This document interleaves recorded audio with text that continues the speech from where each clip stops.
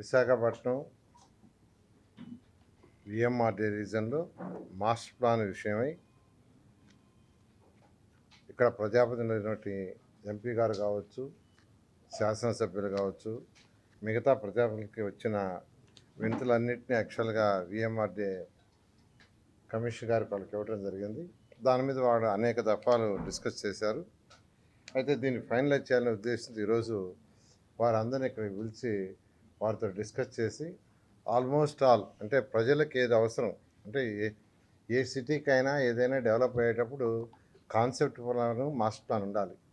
అది ఉన్నప్పుడే ఆ సిటీ సక్రమంగా డెవలప్ అవుతుంది, ప్రజలకు ఇబ్బంది లేకుండా టౌన్ ప్లానింగ్ ఉంటుంది.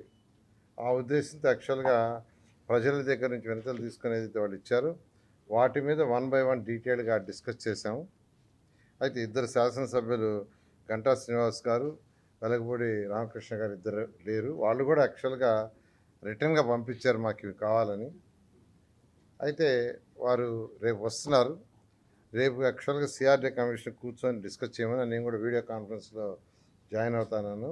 మిగతా శాసనసభ్యులందరూ ఎవరైతే ఈరోజు ఇన్వాల్వ్ అయ్యారో వాళ్ళందరూ కూడా ఆల్మోస్ట్ క్లియర్ చేసాం. 99% యాక్చువల్గా ప్రజల దగ్గర నుంచి వినతులు వాటిని డిస్కస్ చేసి మాస్టర్ ప్లాన్ దెబ్బతినకుండా ఫ్యూచర్లో రోడ్లు అవి కంజెషన్ కాకుండా ఎక్కడైతే మిక్స్ యూజ్ రావాలో, ఎక్కడైతే రెసిడెన్షియల్ రావాలో, ఎక్కడైతే కమర్షియల్ రావాలో, ఎక్కడైతే ఇండస్ట్రీస్ రావాలో వాటన్నిటిని దృష్టిలో పెట్టుకుని యాక్చువల్గా ఆల్మోస్ట్ అన్నీ క్లియర్ అయిపోయినాయి.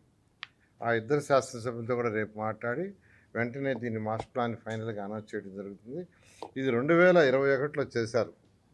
అయితే అనేక అవకతవకలు జరిగాయని అప్పుడే కంప్లైంట్ రావటం, దాని మీద శాసనసభ్యులందరూ రీవిజిట్ చేయమని విఎంఆర్డీని అడిగారు.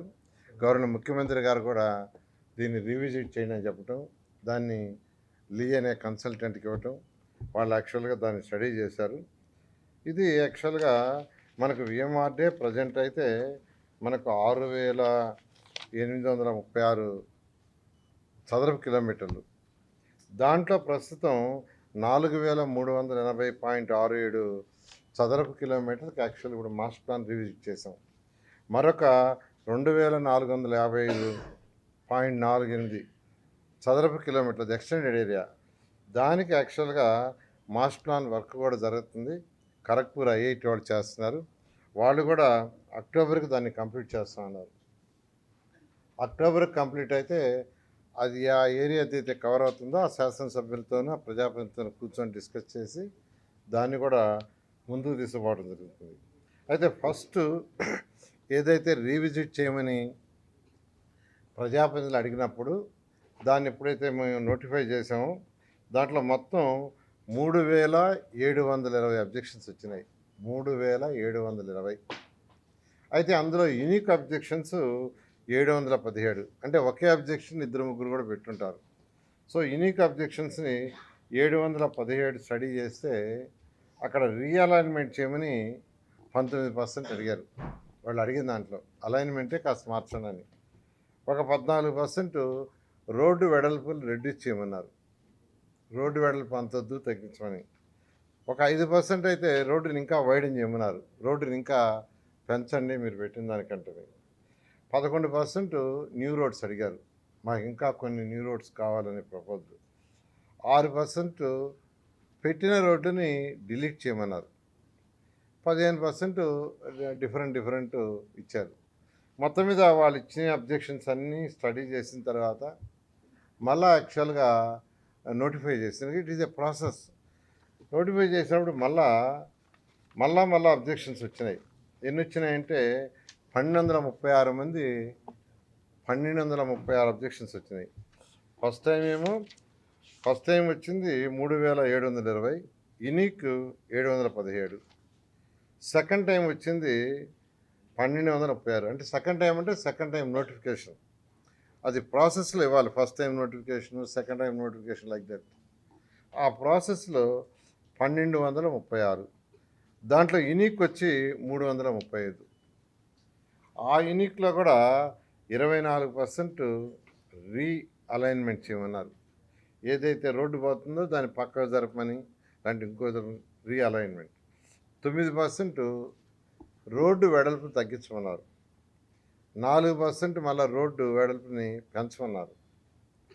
36% చేంజ్ ఆఫ్ ల్యాండ్, అంటే ఆ ల్యాండ్ యొక్క అంటే రెసిడెన్షియల్ అయితే కమర్షియల్ అని, ఇండస్ట్రీస్ అయితే రెసిడెన్షియల్ని, ఇలా ల్యాండ్ యూజ్ని మార్చమన్నారు.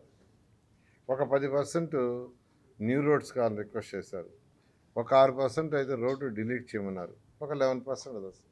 ఇవన్నిటినీ స్టడీ చేసి మళ్ళీ ఎమ్మెల్యేలతో వాళ్ళందరితో డిస్కస్ చేయడం జరిగింది.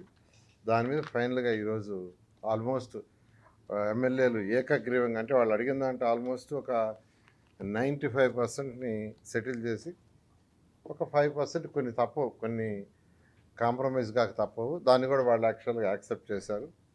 మరొక 2 శాసనసభ్యులది, అటు గంటా శ్రీనివాస్ గారు, వెలంపూడి రామకృష్ణ గారు ఊర్లో లేరు కాబట్టి వాళ్ళతో కూడా చేస్తామనే ఉద్దేశంతో యాక్చువల్గా రేపు డిస్కస్ చేసి ఫైనల్ నోటిఫికేషన్ చేయడం జరుగుతుంది.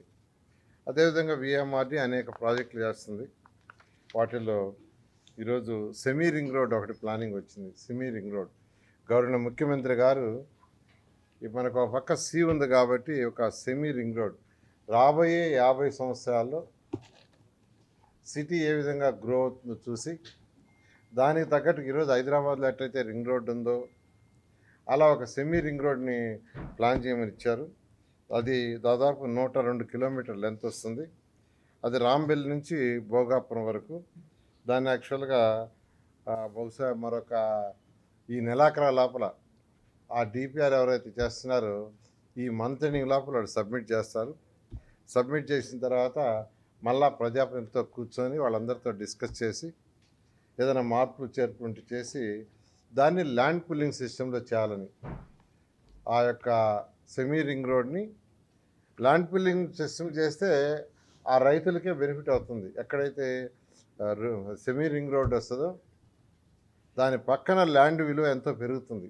ఈరోజు హైదరాబాద్ తీసుకుంటే హైదరాబాద్ రింగ్ రోడ్ చుట్టూ హై టవర్స్ వచ్చినాయి. సో దాని పక్క యొక్క భూమి విలువ ఎన్నో రెట్లు పెరుగుతుంది. అందువల్ల దాని ప్రజాప్రతినిధులందరూ యాక్చువల్గా ఆ రైతు సోదరులందరికీ వివరించేటట్టుగా వాళ్ళందరికీ చెప్పి, వాళ్ళందరి కన్సెంట్తో వాళ్ళందరికీ చెప్పి దానికి వల్ల లాభం ఏంది అనే దాంతో చెప్పి ల్యాండ్ పుల్లింగ్లో తీసుకొని ఎక్కడైతే సెమీ రింగ్ రోడ్ వస్తుందో దానికి అటు ఇటు లేఅవుట్స్ వేసి ఎవరైతే ల్యాండ్ పుల్లింగ్ ఇస్తారో వాళ్ళకి ఆ లేఅవుట్లో ప్లాట్లు ఇచ్చే విధంగా దాన్ని వర్కౌట్ చేస్తున్నాం. ఇంకా ఫైనల్ డెసిషన్ తీసుకోలేదు. ఏదైనా కన్సల్టెంట్లు ఆ రింగ్ రోడ్ ఇచ్చిన తర్వాత ప్రజాప్రతినిధితో మాట్లాడి అలైన్మెంట్ ఫైనలైజ్ చేసి దానికి ముందుకు పోవటం జరుగుతుంది. ఈ విధంగా ఈరోజు విఎంఆర్డిఏ ఈ యొక్క మాస్టర్ ప్లాన్ కావచ్చు, ఈ యొక్క సెమీ రింగ్ రోడ్ విషయం ముందుకు పోతుంది. Thank you.